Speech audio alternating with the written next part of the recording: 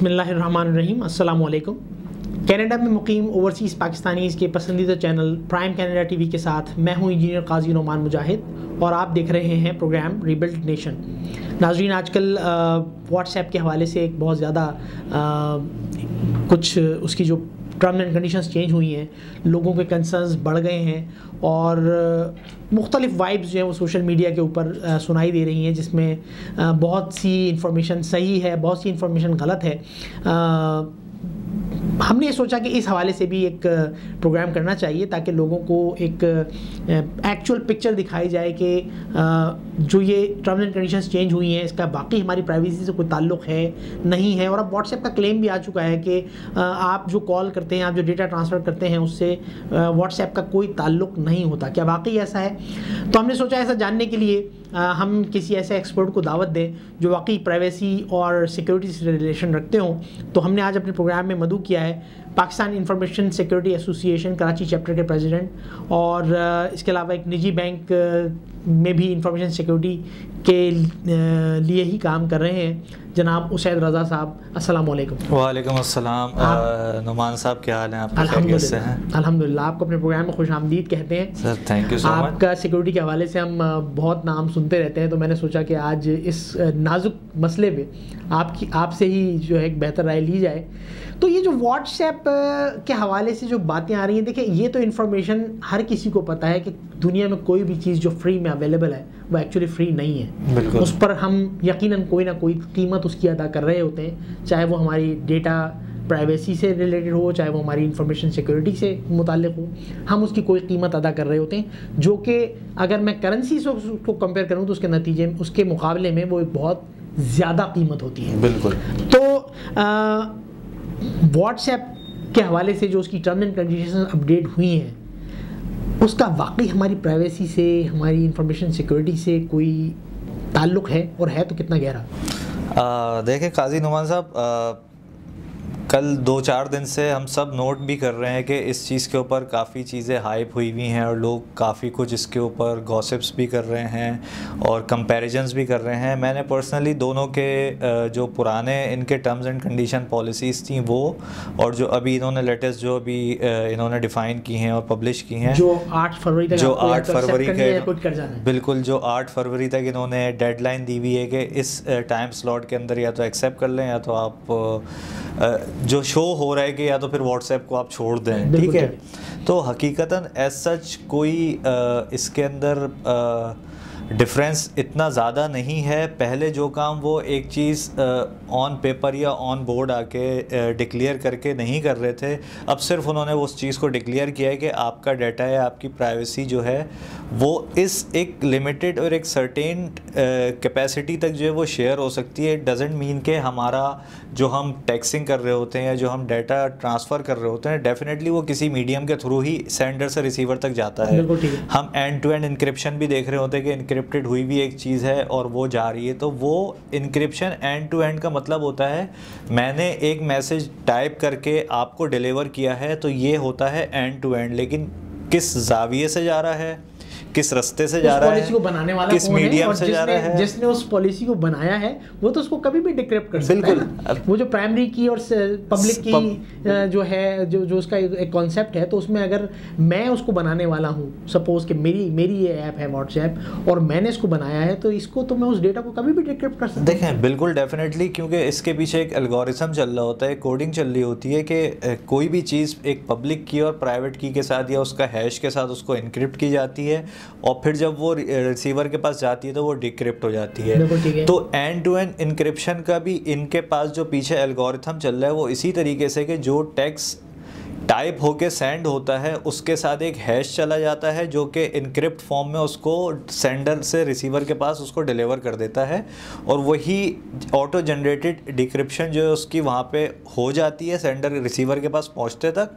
और देन हमारे पास वो प्लेन टेक्स्ट के अंदर वो मैसेज जो है, चाहे हम वो रोमन में लिखें, इंग्लिश में लिखें या किसी भी लैंग्वेज में लिखें, जो भी इमोजीज भेजें वो वैसे ही उस डिलीवर सेंडर के पास से डिलीवर के पास डिलीवर हो जाता है। तो इंक्रिप्शन तो एक्चुअली ये होती है कि जो एक मीडियम के ऊपर जो आपका डेटा जा रहा है, अगर उसमें कोई इंट्रूजन करता है, कोई इंट्रूडर अगर आ जाता है, कोई हैकर बीच में आ जाता है, तो अगर उस डेटा को समहाउ निकाल भी लेता है तो वो डेटा उसके लिए यूजलेस है, क्योंकि वो एक इनक्रिप्टेड फॉर्म में होता है। लेकिन बोथ एंड्स पे, जो ईदर एंड है, जो सेंडर एंड है या रिसीवर एंड है, या जिसने वो पॉलिसी बनाई है, जिसकी वो ऐप है, वो तो इसको देख सकता है। बिल्कुल डेफिनेटली कि अब एक चीज़ अगर मेरे सर्कमस्टेंसेस के अंदर है या मेरे एक डाटा सेंटर के अंदर है और मैंने ही उसकी पॉलिसी बनाई हुई है, मैंने ही उसको डिफ़ाइन किया हुआ है और मैंने ही वो एल्गोरिथम जो मेरे लिए नोन है, बाकी रेस्ट ऑफ द वर्ल्ड के लिए तो वो चीज़ अननोन है, लेकिन वो हैशेस या वो इनक्रिप्शन मेथड जो है वो मेरे लिए नोन है, तो मैं जब चाहूँ उस मैसेज को या वो जो भी कंटेंट उस मैसेज के अंदर या उस ग्रुप चैट के अंदर गया है वो मैं देख सकता हूँ, उसको डिक्रिप्ट कर सकता हूँ या मैं देखता भी हूँ। अच्छा, इस पर व्हाट्सएप की तरफ से जो एक जवाब आया है वो ये आया है कि आप जब कोई मैसेज भेज रहे हैं, आप कोई वॉइस मैसेज भेज रहे हैं, आप कोई इमेज भेज रहे हैं, तो वो या तो आपके फ़ोन में है या फिर वो रिसीवर के पास है, वो हमारे पास नहीं है। क्या इस बात में कोई सदाकत है? क्योंकि देखिए, being an IT expert, being having an exposure of IT industry, मुझे ये पता है कि ये बात एम्बिगुअस है। एक इसके अंदर जो है ना वो एक बात को घुमाया गया है। आप क्या समझते हैं? देखें, बेसिकली आपने जो बात की वो मैंने भी डिफरेंट, क्योंकि अभी पिछले 2-3 दिन में ये इतना ज़्यादा इसके ऊपर लोगों ने डिस्कशन करना शुरू कर दी है और आपने देखा भी होगा कि इसका इम्पैक्ट ये पड़ा कि पिछले ग्लोबली पिछले 72 आवर्स के अंदर 500 मिलियन यूज़र्स ने टेलीग्राम को इंस्टॉल करा है अपने पास, इसी तरीके से और जो दूसरे प्लेटफॉर्म है ऐसे मैसेजिंग के। लेकिन ये जो आपने जो बात की है, जो हमने भी सुनी है कि सिर्फ सेंडर और रिसीवर के पास होता है, बीच का जो मीडियम है जिसके थ्रू वो चीज़ जा रही है, जो कैरियर बना हुआ है उस मैसेज को एक एंड से दूसरे एंड तक ले जाने के लिए कोई सर्वर तो वो उसके बीच में कोई सर्वर है, कोई डेटाबेस है, कोई ऐसी एप्लीकेशन चल रही है, वो एप्लीकेशन किसी न किसी मशीन के ऊपर है, वहाँ पे आपको मेमोरी भी चाहिए, वहाँ पे आपको OS भी चाहिए, वहाँ पे सारी चीज़ें चाहिए। इसका इसी बात पे मैं इस बात की सपोर्टिंग में मैं ये कह देता हूँ कि अगर आप फ़र्ज़ कीजिए कि आपका व्हाट्सएप जो है वो समहाउ अनइंस्टॉल हो जाता है और आप उसको रीइंस्टॉल करते हैं, तो आपको बैकअप से सब चीज़ उठा के लाके दे देता है। बिल्कुल। अगर वो सेंडर और रिसीवर एंड पर है और व्हाट्सएप के सर्वर पर नहीं होता है, व्हाट्सएप के पास ऐसा कोई डेटा नहीं होता, तो वो वापस कहाँ से आता है, वो रिकवर कहाँ से होता है? ये आपने बहुत अच्छी एग्जांपल दी है कि ये एक हमारे पास लाइव एग्जांपल मौजूद है कि लेट सपोज मैं आज ही अपना व्हाट्सएप फॉर एनी रीज़न, हमारे मोबाइल स्नैच होते हैं, यहाँ की बात कर रहे हैं, या ख़राब होते हैं और हम दूसरा मोबाइल लेते हैं, उसमें हम जब व्हाट्सएप डाल के अपना वही नंबर डालते हैं तो कुछ सर्टेन टाइम पीरियड व्हाट्सएप भी देता है कि उस टाइम में आपके इवन चैट्स तक पूरी रिट्रीव हो जाती हैं वहाँ से, 20 GB 30 GB वॉट जितने भी कैपेसिटी का आपका डाटा है उसमें मौजूद, जो आपने डाउनलोड भी किया हुआ होता है या ना भी किया वो वहाँ से उनके कैशे से उठ के आ जाता है। ठीक है, तो इस बात में तो कोई सदाकत नहीं है कि ये सिर्फ सेंडर और रिसीवर के पास एक चीज़ होती है, बीच में कहीं भी कोई किसी भी ऐसे सिस्टम पे, किसी भी ऐसे डिवाइस पे, किसी भी ऐसे डेटाबेस में कोई डाटा मेंटेन नहीं हो रहा था या वहाँ पे एक कॉपी उसकी मौजूद नहीं होती, ऐसी कोई बात नहीं। चलिए, दो बातें क्लियर हो गई। एक तो ये कि पहले वो इस बात को कहते नहीं थे, लेकिन यकीनन एक चीज़ फ्री में चल रही थी, तो ये इन्फॉर्मेशन पहले भी शेयर हुई थी। जब अगर हमें मार्केटिंग के लिए कोई नंबर्स चाहिए होते हैं, आप देखें मार्केट में फेसबुक पे ऐसे ग्रुप्स बने हुए हैं जहाँ पे ये इन्फॉर्मेशन शेयर होती है कि जी आप हमसे 5 लाख नंबर ले लीजिए, आप हमसे इतने ईमेल एड्रेस ले लीजिए। ये सब इन्फॉर्मेशन कहाँ से आती है? ये यकीनन वही डेटा होता है जो ये इन चीज़ों के थ्रू कम्युनिकेट हुआ होता है और वहाँ से फिर इंडस्ट्रीज़ में बेचा जाता है। सो कल तक वो इस बात को नहीं कह रहे थे और अब उन्होंने इस बात को एक तरह से रिटर्न में कह दिया कि अब हम ऐसा करेंगे, कर वो पहले भी रहे थे।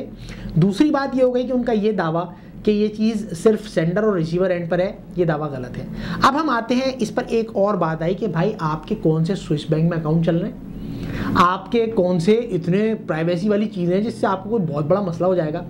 तो इस पर मेरा अपना ज़ाती ख्याल ये है कि देखें, हम सोशल मीडिया के इस्तेमाल में बहैसियत कौम, अगर मैं इन जनरल बात करूं तो हम लोग अभी इंतहाई यूँ कह लीजिए कि एक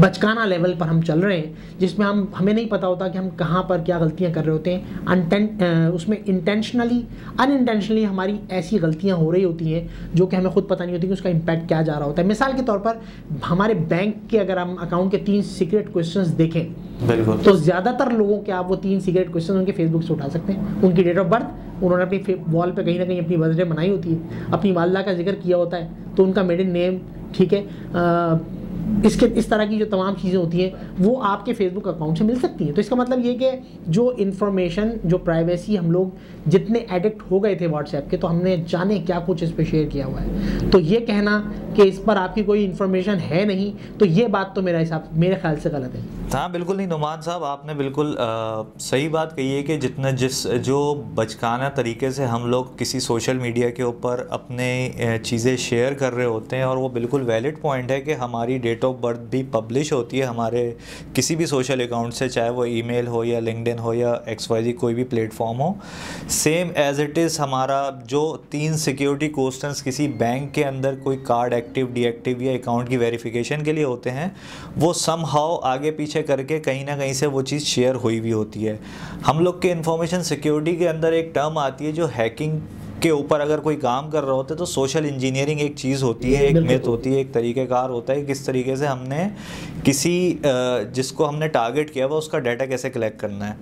तो ये उसी चीज़ के ऊपर आ जाती है कि हमने या तो डंपस्टर डाइविंग करी है कि उसकी सारी पोस्ट में से या कचरे में से हमने अपने जो हमारे लिए रेलिवेंट डाटा है, चाहे वो वालदा का नाम हो गया हो या हमारा NIC नंबर हो गया हो या हमारा मोबाइल नंबर जो कि आम होता है, क्योंकि अब आपका कॉन्टैक्ट नंबर जो है वो आपके तमाम अकाउंट्स के साथ एसोसिएट है, उसके पीछे आपका कोई ना कोई ऑफिशियल ईमेल होता है जो आपने एक ही, क्योंकि नॉर्मली लोग ये होते हैं कि एक ही ईमेल को यूज़ कर रहे होते हैं, ठीक है। तो ये बहुत ईजी हो गया इस चीज़ को लेके कि आप बहुत ज़्यादा टारगेट के ऊपर आ सकते हैं अगर हमारे ऊपर कोई फोकस करे कि यार हमें इस पाकिस्तानियों को हिट करना है और यहाँ से इनके पास से या तो एज अ कैपिटल कुछ उठाना है या इनको ब्लैकमेल करने के लिए इनके अकाउंट्स हैक करने, जो कि होते रहते हैं। चलें, ये बात भी क्लियर हो गई। बात ये है कि ये डेटा व्हाट्सएप के सर्वर पे जा रहा है और यकीनन वहाँ पे आर्टिफिशियल इंटेलिजेंस उसके ऊपर इम्प्लीमेंट हो रही है, जिसमें से जो रिक्वायर्ड चीज़ें हैं वो निकल के बकिया डेटा शायद वो उसमें से डंप कर देते हों या उसको डिलीट कर देते हों, whatever. As a nation एक कंसर्न ये भी है कि हमारा तो तमाम डेटा है ही पाकिस्तान से बाहर। दुनिया में आज प्राइवेसी के ऊपर जो है वो कानून बन रहे हैं, अपनी कौम को मजबूर किया जा रहा है कि वो अपना कोई सर्वर मुल्क से बाहर नहीं लेंगे ताकि उनकी इंफॉर्मेशन मुल्क से बाहर ना जाए। तो हमारे मुल्क में तो कोई डेटा सेंटर ही नहीं है। Please correct me if I am wrong. नहीं बिल्कुल, हमारे मुल्क में देखें हम लोग जो एप्लीकेशंस, डाटा सेंटर किसी ना किसी एप्लीकेशन का डाटा सेंटर चल रहा होता है, ठीक है। अब अगर हम गूगल की बात करें, याहू की बात करें, हॉटमेल की बात करें, किसी भी बड़ी ऐप की बात करें, फेसबुक हो गया, हमारा व्हाट्सएप हो गया, इसी तरीके से और जितने फोरम्स हैं उसकी बात करें, तो ये सारी वो चीज़ें जो हम फर्स्ट वर्ल्ड की यूज़ कर रहे हैं। उन्होंने तो वहाँ पे डाटा प्राइवेसी को लेके या डाटा क्लासिफिकेशन को लेके उन्होंने डिफरेंट पॉलिसीज़ बनाई हुई हैं, उन्होंने लॉ एंड रेगुलेशन लाए हुए हैं। GDPR का नाम भी सुना होगा आपने कि यूरोपीय यूनियन जो है उसके ऊपर काम कर लिया। बेसिकली ये इन्होंने EU के ऊपर ही ये अब इस चीज़ को अपडेट करके डॉक्यूमेंट करा है। अदरवाइज़ व्हाट्सएप ये चीज़ पहले भी अनऑफिशियली कर रहा था, या समहाउ इसने स्टैरिक में चीज़ें शेयर की हुई थी। इसकी छोटी सी एग्जाम्पल, हम लोग नॉर्मली अपने एंड्रॉयड पे या iOS के ऊपर मार्केट से कोई भी सॉफ्टवेयर, कोई भी टूल, कोई भी एप्लीकेशन डाउनलोड करते हैं तो वो हमसे 3-4 चीज़ों के ऊपर राइट्स मांग रहा होता है, अप्रूवल मांग रहा होता है कि आप अपने कॉन्टैक्ट नंबर शेयर कर दें हमसे, उस पर राइट्स दे दें, अपना कैमरे का एक्सेस दे दें, अपनी गैलरी का एक्सेस दे दें। तो बेसिकली कभी किसी ने सोचा है कि वो एक्सेस क्यों मांगा जाता है? ठीक है, हम आज व्हाट्सएप के ऊपर लड़ रहे हैं कि यार इन्होंने एक चीज़ पब्लिश कर दी है, अब हमारा डाटा सिक्योर नहीं है। क्या हमारे फ़ोन में ऐसा डाटा मौजूद है, पड़ा हुआ है? क्या सिर्फ व्हाट्सएप ही मीडिया था उस डाटा को आपके फ़ोन से निकालने का? यहाँ पर 2 चीज़ें, कुछ ऐप्स ऐसी हैं, मेरी अपनी एक ऐप है हेल्थ सॉल्यूशंस के नाम से, जिसमें हम लोगों से उनकी इमेज का एक्सेस मांगते हैं, लेकिन हमारा उसमें पर्पज़ ये नहीं होता कि आपकी जो इमेजेस पड़ी हुई हैं उसको वहाँ से उठा लेंगे। उसका पर्पज़ ये होता है कि अगर आप उस गैलरी से कोई चीज़ हमारी ऐप में शेयर करना चाहें, जिसका पर्पज़ ये होता है कि आप डॉक्टर की प्रिस्क्रिप्शन शेयर करना चाहते हैं, तो आपने यकीनन उसको अपने मोबाइल के कैमरे से आपने कैप्चर किया होगा या आपको वो व्हाट्सएप पे कहीं आई हुई होगी, तो आप वहाँ से उसको शेयर करेंगे।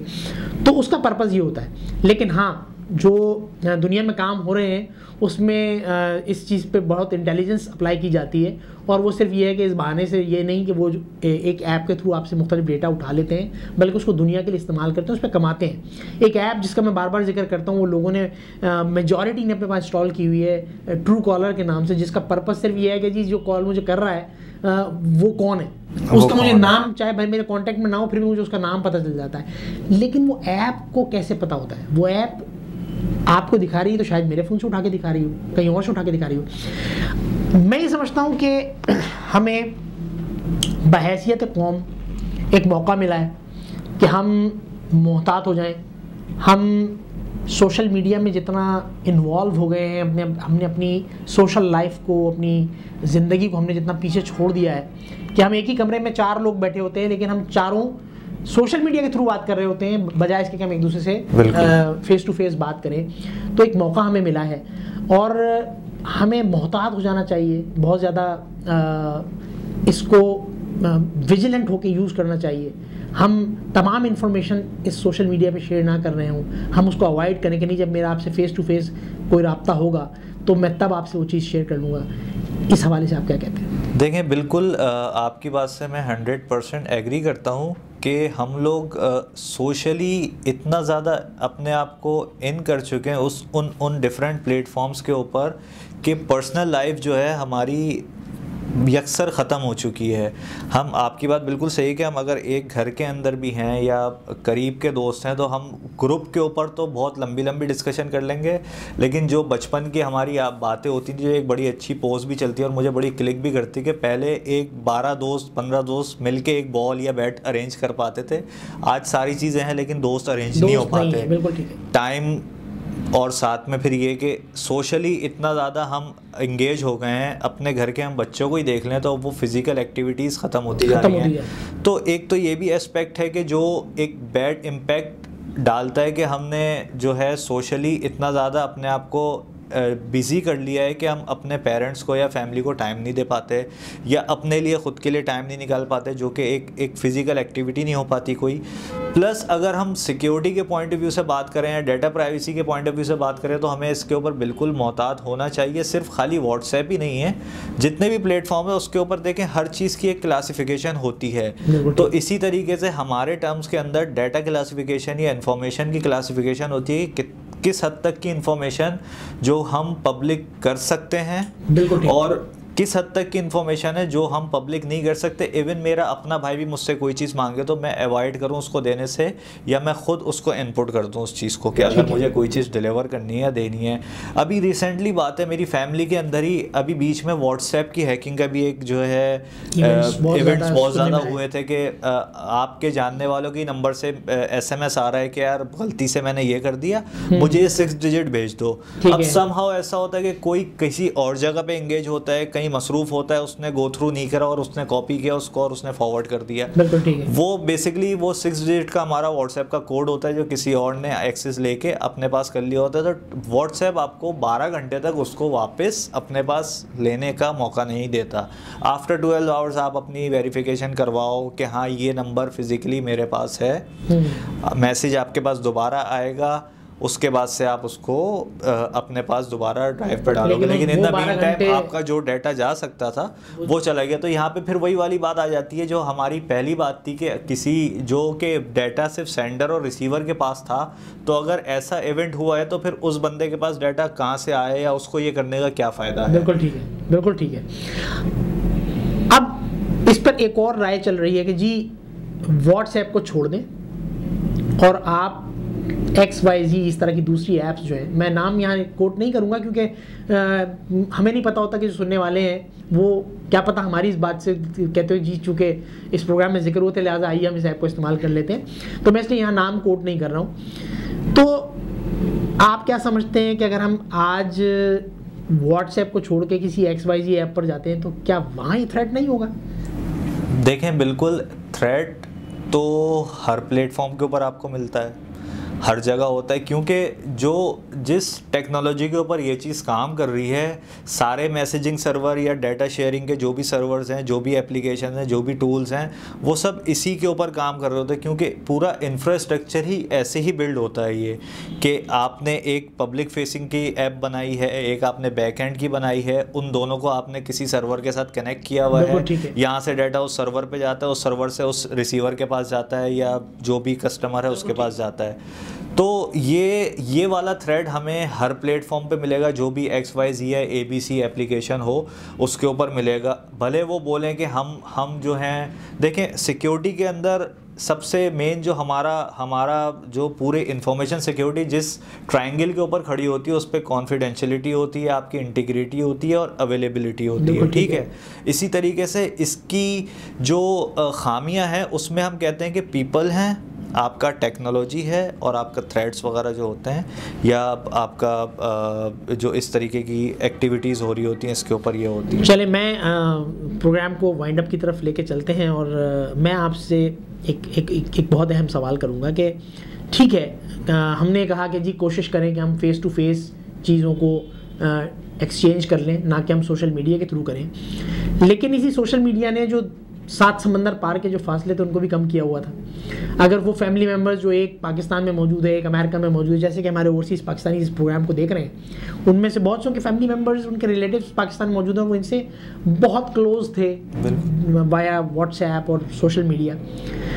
या हम इसको और थोड़ा सा अगर मैं देखूँ, एक और इम्पॉर्टेंट जो कनेक्शन या इन चीज़ों का जो एक बहुत बड़ा यूज़ था वो ऑफिशियल कन्वर्सेशंस का और कम्युनिकेशन का था, कि जो ऑफिशियल टीम्स होती हैं, कंपनी के जो मुख्तलिफ डिपार्टमेंट्स होते हैं, वो आपस में इंफॉर्मेशन एक्सचेंज कर रहे थे व्हाट्सएप के थ्रू।